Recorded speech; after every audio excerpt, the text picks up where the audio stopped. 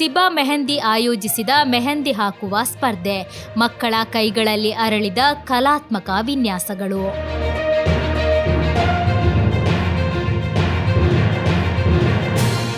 ಉಪ್ಪಳ ಬಪ್ಪಾಯ ತೊಟ್ಟಿಯ ಶೇಖ್ ಅಖ್ತರ್ ಕಳೆದ 40 ವರ್ಷಗಳಿಂದ ಮೆಹಂದಿ ವ್ಯಾಪಾರ ನಡೆಸುತ್ತಿದ್ದಾರೆ. ರಂಜಾನ್ ಪ್ರಯುಕ್ತ ಪೆರ್ನಾಲ್ ಮಾರುಕಟ್ಟೆಗೆ ಮುನ್ನೋಟವಾಗಿ ಸ್ಥಳೀಯ ಮಕ್ಕಳಿಗಾಗಿ ಆಯೋಜಿಸಿದ ಮೆಹಂದಿ ಹಾಕುವ ಸ್ಪರ್ಧೆ ವಿಶೇಷ ಗಮನ ಸೆಳೆಯಿತು. ಕಳೆದ 28 ವರ್ಷಗಳಿಂದ ನಿರಂತರವಾಗಿ ನಡೆಯುತ್ತಿರುವ ಈ ಸ್ಪರ್ಧೆಯನ್ನು ವರ್ಷದಿಂದ ವರ್ಷಕ್ಕೆ ವಿಸ್ತರಿಸಲಾಗುತ್ತಿದೆ. ಆರಂಭದಲ್ಲಿ 10 ಮಕ್ಕಳಿಗಿಂತ ಕಡಿಮೆ ಸಂಖ್ಯೆಯಲ್ಲಿ ನಡೆದಿದ್ದ ಈ ಸ್ಪರ್ಧೆಯಲ್ಲಿ ಈ ಬಾರಿ 50ಕ್ಕೂ ಹೆಚ್ಚು ಮಕ್ಕಳು ಸಿಬಾ ಮೆಹಂದಿಯ ಮೆಹಂದಿ ಸ್ಪರ್ಧೆಯಲ್ಲಿ ಭಾಗವಹಿಸಿದರು. ಭಾನುವಾರ ಬೆಳಗ್ಗೆ 9 ಗಂಟೆಗೆ ಆರಂಭವಾದ ಸ್ಪರ್ಧೆ ಮಧ್ಯಾಹ್ನದವರೆಗೆ ಮುಂದುವರಿಯಿತು.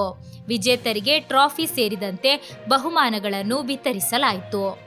ಬಿಬಿ ബാത്തുല ಮತ್ತು മുസ്കാൻ സ്പർധೆಯನ್ನು സംയോജിಸಿದರು.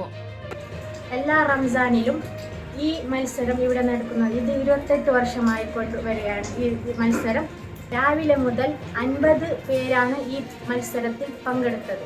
സിബാ മെഹന്തി വളരെ നാച്ചുറൽ ആയിട്ടുള്ള ഒരു മെഹന്തിയാണ്. വീട്ടിൽ തന്നെ ഉണ്ടാക്കുന്ന മെഹന്തിയാണ്. ഒരുപാട് ആൾക്കാരാണ് സിബാ മെഹന്തിനെ പറ്റി അഭിപ്രായം പറയുന്നത്. നഖത്തിൽ വെക്കുന്ന മെഹന്തിയുണ്ട്, കയ്യിൽ വെക്കുന്ന മെഹന്തിയുണ്ട്, തലക്കിടുന്ന മെഹന്തിയുണ്ട്. ಮನೆಯೊಡನೆ ಹೊಂದಿಕೊಂಡಿರುವ ಮೆಹಂದಿ ಉತ್ಪಾದನಾ ಘಟಕದಲ್ಲಿ ಈ ವರ್ಷದ ಪೆರ್ನಾಲ್ ಮಾರುಕಟ್ಟೆಗಾಗಿ ಮೆಹಂದಿ ತಯಾರಿಸುವ ಕಾರ್ಯದಲ್ಲಿ ಶೇಖ್ ಅಖ್ತರ್ ಅವರ ಕುಟುಂಬ ಮತ್ತು ಸಿಬ್ಬಂದಿ ತೊಡಗಿದ್ದಾರೆ. ಉತ್ತರ ಪ್ರದೇಶ ಮೂಲದ ಸುಮಾರು 5 ಮಂದಿ ಕಾರ್ಮಿಕರು ತಯಾರಿಕೆಯಲ್ಲಿ ಸಹಕರಿಸುತ್ತಿದ್ದಾರೆ.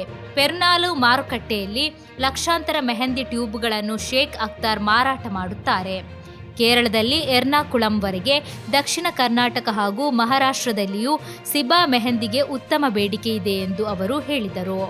ಇದಲ್ಲದೆ ಓಣಂ, ವಿಶು ಹಾಗೂ ಕ್ರಿಸ್ಮಸ್ ಹಬ್ಬಗಳಲ್ಲಿಯೂ ಮೆಹಂದಿ ಉತ್ತಮವಾಗಿ ಮಾರಾಟವಾಗುತ್ತದೆ. ಕೈಗೆ ಹಾಕುವ ಮೆಹಂದಿಯ ಜೊತೆಗೆ ನಖಗಳಿಗೆ ಬಳಸುವ ಮೆಹಂದಿಯನ್ನು ತಯಾರಿಸಲಾಗುತ್ತದೆ. 100% ಪ್ರಕೃತಿದತ್ತವಾದ ತಲೆಗೆ ಬಳಸುವ ಮೆಹಂದಿಯನ್ನು ಸಿಬಾ ಮೆಹಂದಿ ಉತ್ಪಾದಿಸುತ್ತದೆ.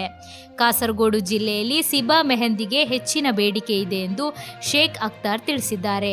ಸಾಮಾಜಿಕ ಹಾಗೂ ಜೀವಕಾರುಣ್ಯ ಚಟುವಟಿಕೆಗಳಲ್ಲಿಯೂ ಶೇಖ್ ಅಖ್ತರ್ ಸಕ್ರಿಯರಾಗಿದ್ದಾರೆ.